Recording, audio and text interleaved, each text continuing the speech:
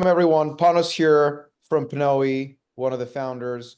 And in this webinar, I'm very excited to be hosting Philip and Paul.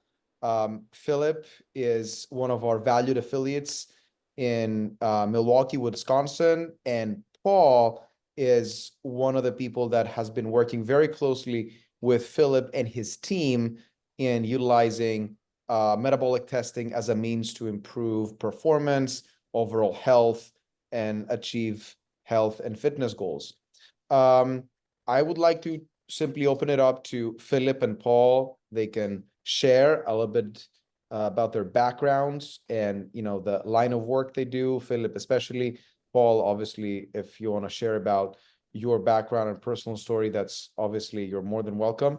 So yeah, first of all, to everyone, thank you for joining me here today. A little bit of background on how we came across you guys. It was actually, I think, Paul's post on LinkedIn that caught my attention. I'm like, whoa, this person is actually quite vocal about, how breath analysis and how quantifying, biomarkers in his body actually helped him achieve better performance and better health.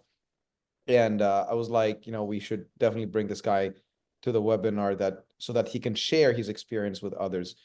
So yeah, thank you so much for joining. Philip, over to you, and then Paul. Great. So I'd like to just make an introduction here. I have my partner, Dr. Flip Troiano, with me here, and then of course Paul. And just a quick backstory. I got a call on a Saturday from Dr. Troiano, from Flip, and I thought, oh, Flip calling me on a Saturday. What's up? And he said, well, I'm at this conference and I'm thinking about getting a metabolic cart. And I'm like, cool. Why are you calling me? And he said, well, because I want to partner with you and your experience in the athletic community and my involvement in the athletic community decades. And this is how I know Paul. And I said, cool, what are you looking at? And he told me about the PNOE device. And I said, this is awesome. Yeah, let's do it. So Great Lakes Vital Health is Dr. Troiano's functional medicine practice here in Milwaukee with a cellular approach.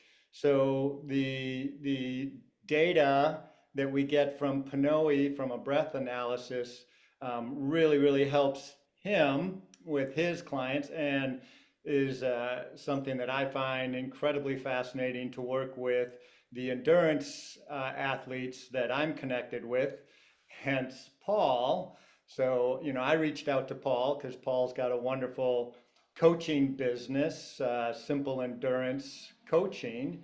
And I said, I think I have something here that you would be very interested in, not only personally, but also for your clients. And so Paul came in and we did a test with him and, got the reports. And I guess I'd like to use this opportunity to segue over to Paul, because Paul has a unique health condition that he can explain and help the audience and understand how he's benefited from the PNOE test, from the data, and how he's utilizing it. Well, thanks, Phil. Yeah, my name's Paul Worlowski. I run Simple Endurance Coaching, and I'm also a endurance cyclist and do a lot of long gravel races. And I started talking with Phil about PNOE and the testing as a way of understanding what was going on in my body more. As Phil mentioned, I have had a couple of heart ablations because of ventricular tachycardia that have affected my training and my racing, obviously. And the ablation seemed to have fixed the problem. So now I'm coming back and thinking, all right, what do I need to do on I'm 61, so I'm not young. What is it that I need to do holistically in order to race again and to ride again? Obviously I'm not going to be at the level I was when I was 20, or even in my 40s when I was racing against Phil and letting him win, of course. Thank you. But the idea was that I was looking for information. I was looking for, what can I learn about how my body functions and then learn how to improve my health, learn how to improve my metabolic functioning so that I can, get the best out of myself. And I also wanted to learn about the test so that I can refer to my athletes who are in the Milwaukee area or in the Chicago area to come up and do this kind of testing in order to find out what works. And, folks, I just wanted to, before we go into the details of Paul's testing, the insights and everything, what Philip, Paul, and Flip have been discussing is an excellent example of how one can get a device and that person having a very specific orientation, in that case, integrative and holistic medicine, but then through a simple expansion into your network, you can end up selling testing to people who are not necessarily looking for holistic treatments or are not, chronically ill. They may be interested in cycling, they may be interested in optimizing athletic performance, but they end up becoming clients of the original clinic, which has a different orientation. It's something that we talk about a lot in our messaging, that because of the fact that breath analysis is something quite holistic, it is something that touches upon longevity, weight loss, and performance. It is a gateway for many businesses to expand their audience beyond what they currently have. Oh yeah, sorry. Doctor, you want to say a few things? It does not just touch on longevity. It's probably one of the better markers for longevity. So this can be used, and I'm using it in the practice in multiple different ways. And all of my patients are relatively excited about getting these numbers and beginning to then use them and to measure how well they're doing.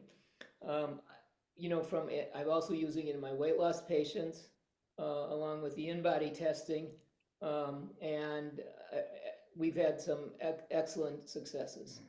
Yeah, totally. And to your point, doctor, indeed, breath analysis gives us VO2max, which is considered to be one of the most powerful markers for predicting likelihood of mortality and morbidity, and as a result, to your point, would be considered perhaps the most fundamental variable if someone wants to measure longevity and overall health.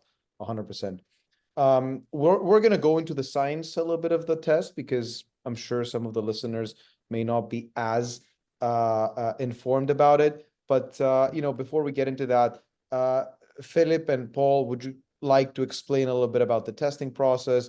What insights you gained from the test, how these were applied, what kind of changes you saw, and we go from there, I guess. So I guess I'll start off. We here at Great Lakes Vital Health Longevity Lab is kind of like what we refer to our metabolic testing side of the practice. We use a watt bike as our stationary bike, and I also, because I'm generally working with competitive level cyclists and triathletes, I have a stationary trainer that I allow them to bring their personal bike in, and we set that up.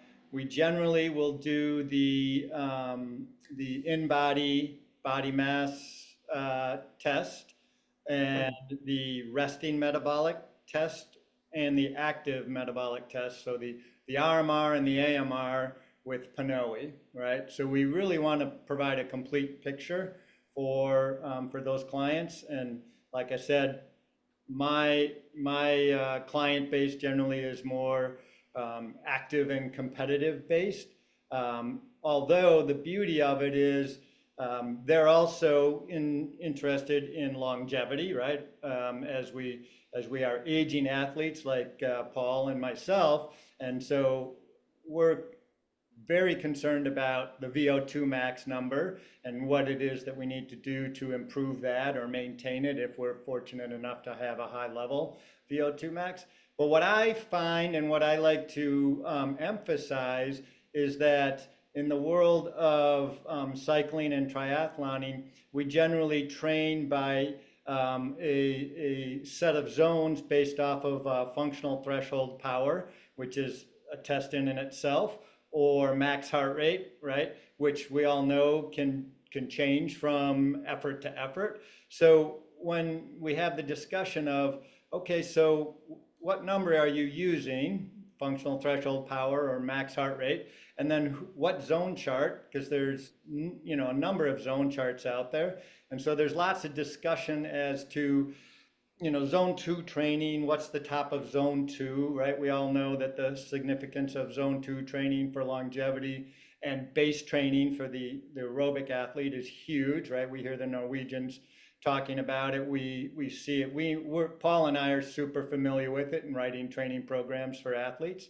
And then of course, VO2 max, or your VT1 and your VT2, right? Your ventilatory threshold 1 and 2. And we generally have been calculating those off of the zone charts. And what I point out, and this is, what I really kind of talk to Paul about, is with the test, we are getting a very precise number that's personal to you, right? Personal to that athlete, to that individual. We are not just doing a calculation and a percentage zone chart, right? So where is the top of zone 2? Some people say it's 75% of max heart rate or your functional threshold power. Some say it's 72. Some say it's as low as 68. So it's a little bit of a guess. With the test, we get a very exact number for that individual. And that's what I love about it. And that's what I think Paul's biggest takeaway was for himself. And I know it was for me, was to see my actual FatMax heart rate and my VT1 and realize, like, wow, I've actually been training in a zone or at a rate higher than what I should be to pursue the objectives of what it is I'm trying to. And sorry, just to interject a little bit, giving a little bit of background and longitudinal data from all of the tests that we do. That's actually one of the most common cases we see across all the thousands of people doing testing with PNOE. A lot of people tend to overestimate their zone 2. As a result, when they exercise, they're in zone 3. And, a little bit of background for folks, we have like typically 4, it's 5 training zones. The first one is more like full recovery, so it wouldn't be exactly considered a training zone. So we have 4 zones in which we typically do exercise. That would be zone 2, 3, 4, and 5. And every zone has a specific utility in the sense that it induces a specific stimulus on specific parts of the human body. So zone 2 is where we train in order to induce what's called mitochondrial biogenesis, and in very simple English, train our body to burn more fat.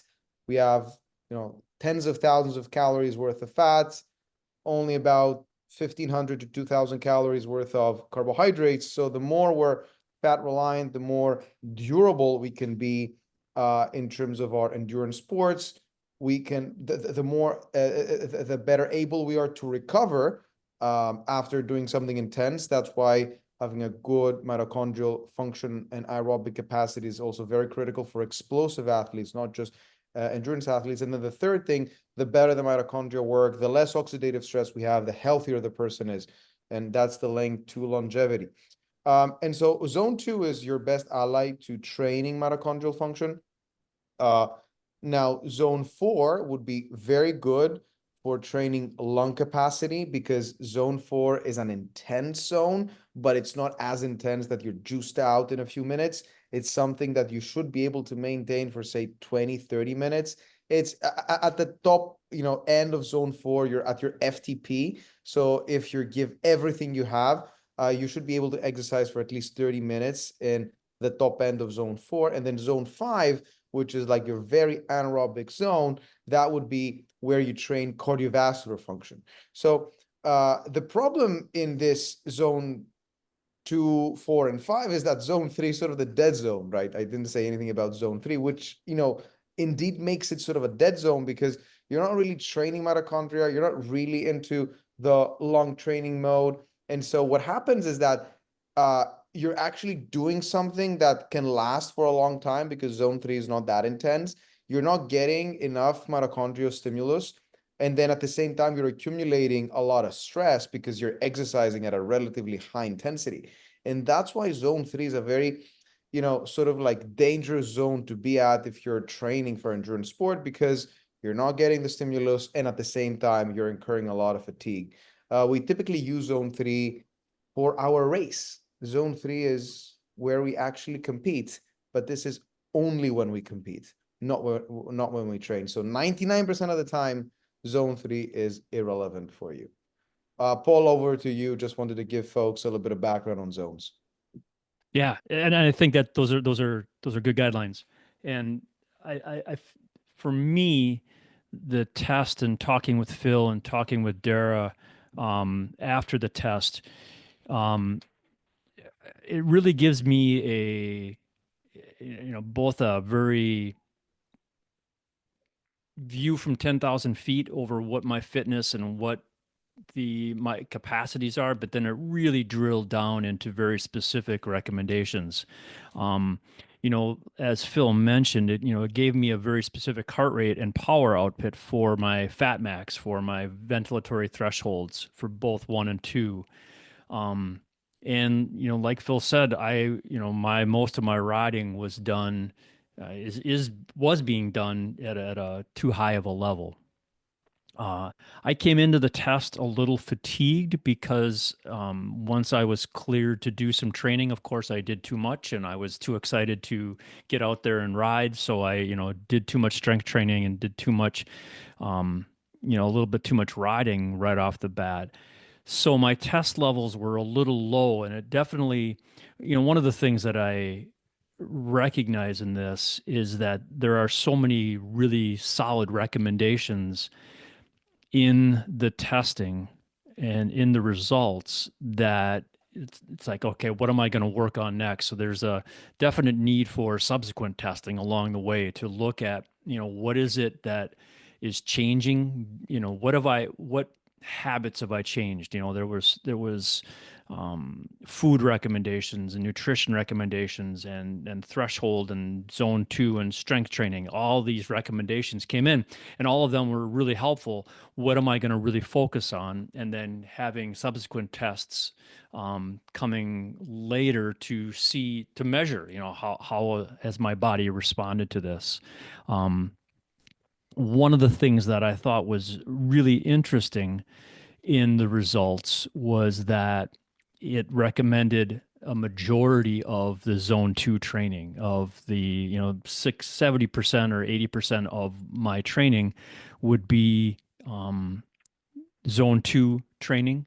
Then I would have 1 day a week of threshold training and then another day a week of strength training. And I do a little bit more threshold and a little bit more strength training than that. I'm doing 2 days a week of strength training because I'm older and I really feel that whole sarcopenia issue comes into play. And so I'm trying to, keep muscles functioning longer. But I really felt that it gave me a great mix of resistance training intervals and then four days, if not 5 days a week of zone 2 training. I think one of the things that we've also found is to stay in zone 2 for our clients is harder than they expect because almost all of them, you alluded to this on us, was their heart rates are probably lower than what's been calculated by a number of the other issues. I mean, for example, mine, oftentimes if I calculate it from FTP, it'll be 115, whereas when I'm testing, it tests out at 93. Mm-hmm.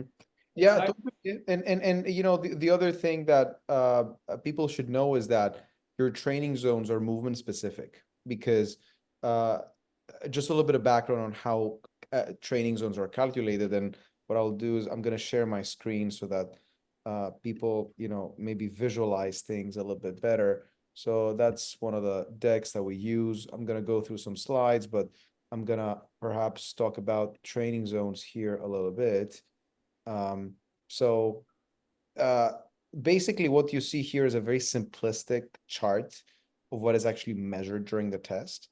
the test measures fat and carbohydrate utilization, right? And so as we start to exercise, there's constantly a mix of fats and carbs our body is using, right? And depending on the level of fats and carbs you're at, that determines your training zone. So zone 2, as you can see from that chart, is where fat oxidation peaks, right? And that's why zone 2 is the zone where we burn the most amount of fat. And because fat is, the oxidation of fat is something that is heavy, quote unquote, on the mitochondria, that's why we sort of train the mitochondria. That's where we load up the mitochondria with the effort of burning fat as a fuel source. Now, the thing is that, and most people have sensed that, the muscle stimulus is different in, depending on the movement we do, right?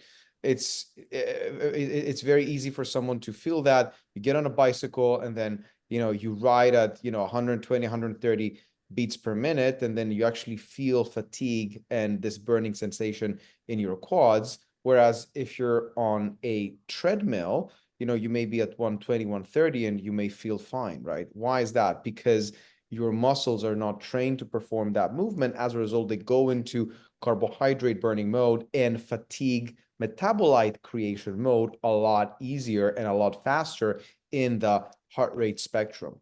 And so that's sort of the reason why zones are movement specific. And as a result, if you really want to be precise about your zones, if you're a cyclist or a runner, you should actually measure your zones by doing gas exchange analysis that measures both fat and carbohydrate oxidation in the movement that you're interested in. Yeah. So just another reason why you may see tremendous discrepancies between estimated training zones versus the actual training zones that are measured in the movement of interest. So that was just like a short segue into the science behind the zones. But yeah, Philip or Doctor, was there anything else you wanted to mention? Go ahead. I was just going to say, I absolutely agree, and again, working, primarily with cyclists, we're using the bike, and which is why I actually like to use their bike specifically rather than, setting up the watt bike, which is great. But for a runner's perspective, doing it on a treadmill, as someone who enjoys Nordic skiing, the beauty of the PNOE device being portable with the backpack, we could actually test somebody, maybe not out in the cold because battery life wouldn't be optimal, but roller skiing, I can see doing this with some of my Nordic ski clients, athlete friends, where we can, exactly test them in that exercise discipline rather than extrapolating it from a test done on the bike and then trying to interpret it when they're doing their Nordic ski training, which we know would be completely different and just completely off the mark. So the portability of the PNOE device is fantastic, In part, the reason for us starting with the bike is that, especially for patients who are not athletes, it's one of the easiest things that we can get. I mean, I have a 77-year-old who isn't really an athlete who we were able to do an RMR test on the bike. Totally. And, the safety component and the applicability component, Doctor, is something that's very important. I'm glad you bring it up. So we always recommend people use the bicycle for people who are not athletes, and the movement specific differences in training zones aren't that important. And the reason we recommend the bicycle is because it's cheaper, it is safer, it is consistent, because wattage is going to follow a very specific trajectory. It's going to be irrespective of the body movement. And then it's also much more comfortable and approachable for someone who isn't necessarily able to run on a treadmill.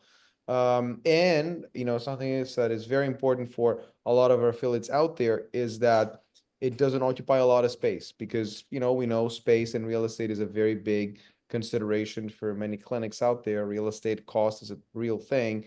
You know, occupying an entire room or part of a room with a treadmill is a very big cost. And so having a bicycle that you plug into a Wahoo kicker is something we've seen a lot of people do, because it's also modular. If you don't want to have it there, you dismantle it and you basically are occupying no space permanently.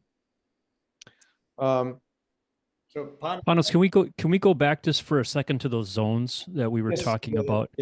Yeah, I was just gonna mention a few other points about I'm breath. just going to interject. The beauty of the bike too, and the protocols that PNOE provides is repeatability of the test, right? So it eliminates any variables when it's time to do a retest, because we're following the same protocols.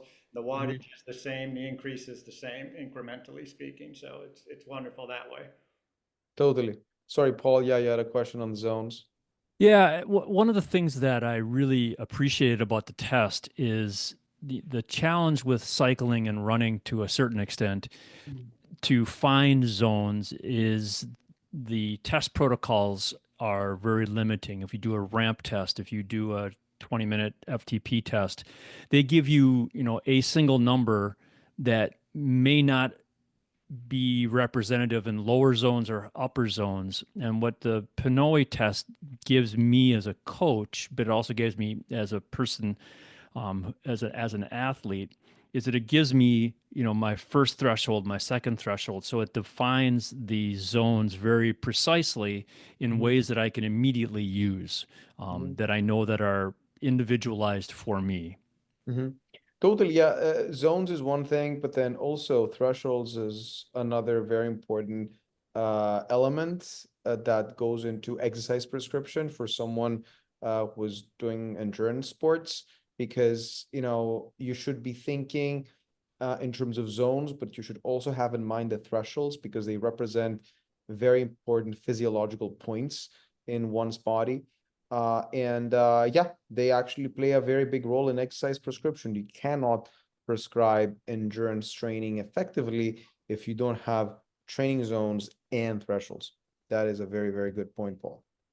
What I was going to say as a last point on my end is, the utility of breath analysis besides training zones, right? Which ultimately boils down to the concept of identifying limitations. So the beauty of breath analysis is that it is an assessment that is going to tell you where the limiting factor in a person's body is. And that limiting factor may be a factor that contributes to disease, or it may be a factor that contributes to reduction in exercise and athletic performance. But the interesting thing here is that this identification of the limiting factor is basically pinpointing what system or organ requires more attention. And that could mean applying an exercise program or a nutrition program that is going to help improve the health of that specific system, or it may mean further evaluation by a specialized medical professional who may then prescribe drugs in order to fix that specific issue. And all of that is actually coming from three fundamental signals. We have oxygen concentration, CO2 concentration, and flow volume. This is a very simplistic representation of what the raw signals coming from the three sensors of the device look like, just so that people can, really visualize what are we measuring here, right? So on a breath by breath basis, as the person is inhaling and exhaling, what you're measuring is the oxygen concentration, the CO2 concentration of the air coming in and out. And that's why you see these waveforms, O2 going down as you exhale, right? And there's air from deeper within the lungs reaching the sensor. And then you have the volume, which is the volume of air going in and out. This is the oscillation that is produced by one's inhalation and exhalation. And by analyzing these three, the advantage of breath analysis over... Sorry, 1 second, because I'm triggered the notes for some reason. Think that's better. Anyways, by by analyzing these three waveforms, what you do is you actually look into the health of all of these different systems. For the most part, lungs, heart, and cells. This is the trifecta that effectively makes up what we call the oxygen chain. So these are the systems that participate in transferring oxygen and clearing carbon dioxide. And this is where we typically find limitations, right? The most frequently encountered limitation is something in the lungs or something in the respiratory system. We have a lot of people we test who have compromised pulmonary ability because they had COVID, because they were infected with toxic mold. We have a lot of people that have deviated septums, and as a result, they cannot breathe effectively through their nose.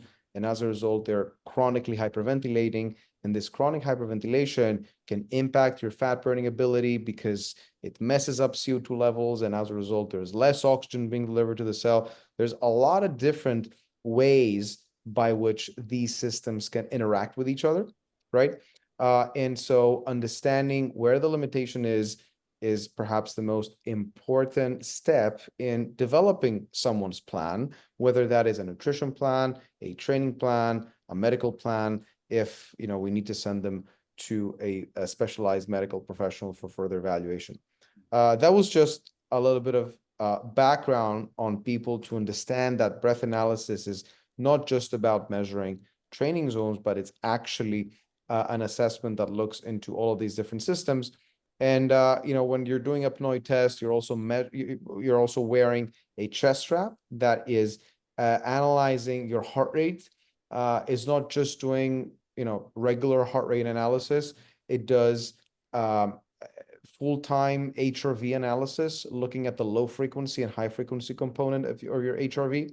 And by doing so, you're able to infer the balance between your sympathetic and parasympathetic system, which is also extremely important because the sympathetic and parasympathetic tone are both very much dependent on the way we breathe. And that is because of how these two systems are connected under your lungs. You have the sympathetic one that is connected in the upper part, lower part is parasympathetic. And so there's many cases where we see people that have perturbed breathing patterns. That perturbed breathing pattern may be a consequence of a deviated septum, maybe a consequence of a blockage in the nasal airway. It could be sinuses, it could be polyps, it could be whatever. But ultimately, what that causes is abnormal breathing patterns make the person be more of a chest breather because because the sympathetic system is connected in the upper part of the lungs that upregulates sympathetic, downregulates parasympathetic, and then all of a sudden you see this person having constantly elevated cortisol levels, and you're trying to figure out why this is happening, and in many cases it's because of how they breathe. This is just an example of the type of differential analysis that you can do if you have a complete picture of someone's oxygen chain. Just wanted to share that with our listeners because I know some of them may not be as familiar with what breath analysis does and the depth of information it provides. Over to you guys. Any other thoughts, comments you want to add? I think one of the things, yeah, go ahead, Phil. Yeah, I think that's a great point because in reviewing the reports, oftentimes, again, because we're me specifically, Paul, are working with athletes, that breath work and understanding, bringing one's awareness to how they breathe, whether it's in a sedentary state or more specifically when they're exercising, is huge. Yeah, super, definitely. I agree. Especially in my non-athlete patients, it gives me another way of looking at where there might be blocks and where we need to concentrate. Totally. Yeah, and likewise, I teach a yoga classes, and we focus on that kind of breath work and bring that breath work into our training so that we're able to utilize a more depth in their breathing. And that's, something else that we talked a lot about with the PNOE test. Yeah, and doing appropriate breathing, mindful breathing is an important part of life, not just training for exercise. Yeah. Totally. Something housekeeping. I just posted a link for anyone who wants to schedule some time and learn more about PNOE, or if you guys have questions about the science or things that we talked about, or we've talked about in other webinars, feel free to schedule some time with one of my team members through that link. We have a few minutes left, so perhaps we can open it up to questions. There's a Q&A button that you guys can use in order to post questions.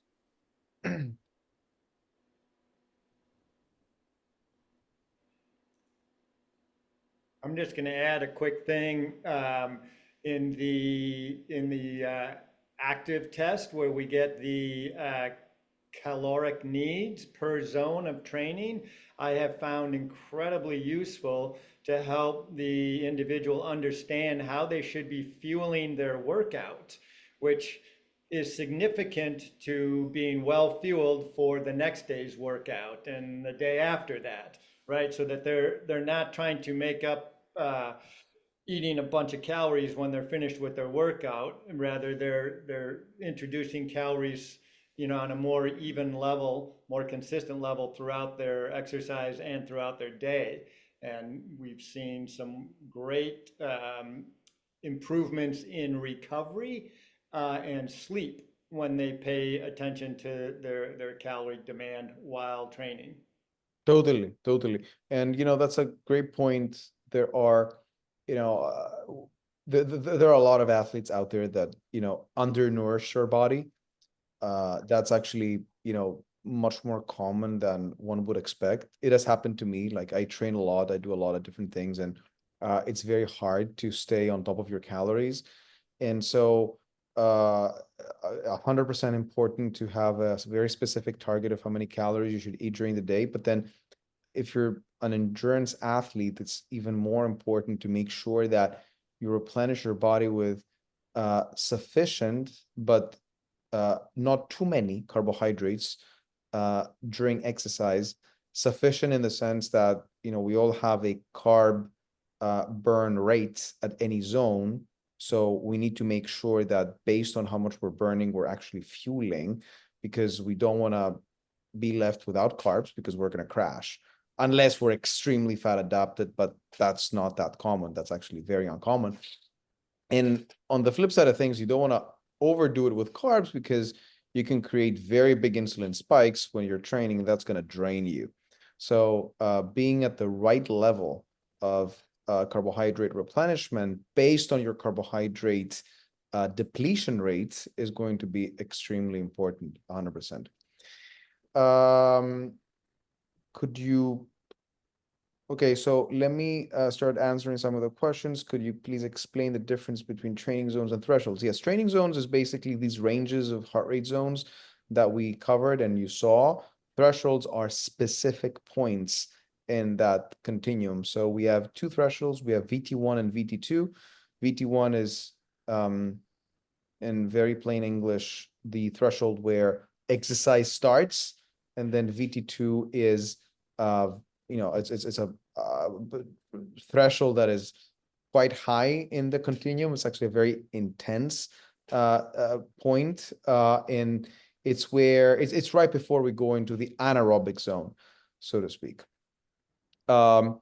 Please compare and contrast the value of the data from your device versus, oh, I think this is VO2 Master, which is on the market as well. Well, the way I like to frame it is the following. VO2 Master has several technical limitations. One, the most important one would be the fact that it doesn't have a CO2 analyzer. So if you go back to the slide that I presented earlier that outlines all the different biomarkers, because you lack CO2, you lack about 65% of the markers. So you're from 23 biomarkers, you're down to, you know, between 5 and 6. And so that's one big limitation. And the other thing is that the remaining ones that you're actually measuring, because of how indirect calorimetry is conducted, you're actually losing quite a bit in accuracy as well. So you cannot really do lab grade metabolic testing if you don't have a CO2 analyzer. And then in addition to that, there's several other technical complications. The other one would be the fact that you can't really do back-to-back testing. I think this system has a pretty significant downtime between every test you do. So what is the point of using VO2 master at all? Sort of gives you an understanding of your VO2. That's why it's called VO2 master. But, you know, to be honest with you, would be comparable to using your estimation from your Apple Watch. So, you know, I don't really see the value in, you know, spending, you know, whatever every affiliate is charging. But, you know, typical cost for a VO2 max test is anywhere between 150 to, if you go to high income areas, like $350, right? So it's not very expensive. It's not that cheap. It's a decent amount of money. So if you're spending that amount of money, you might as well get something more than what your Apple Watch or Garmin gives you. And again, to what I mentioned earlier, the real value of the test is understanding your limiting factor. And you can understand your limiting factor only if you have the full profile of how your oxygen chain is working. If you don't have that, you have one value, and that one or whatever value you have isn't prescriptive. So that's our take on things. Yeah, so that's pretty much it. I don't think we have any more open questions from the audience. So Paul, Philip, and Dr. It was a pleasure to have you on the webinar. We had a great conversation. I think our audience loved it, and you know, it's going to be recorded and uploaded on our YouTube channel if you guys want to disseminate it and share it with others. And yeah, I much appreciate your time. Thank you so much. Thank you. Thank you, Panos. You, Have a good one. I All right. appreciate it. You too. Bye. Cheers. Bye.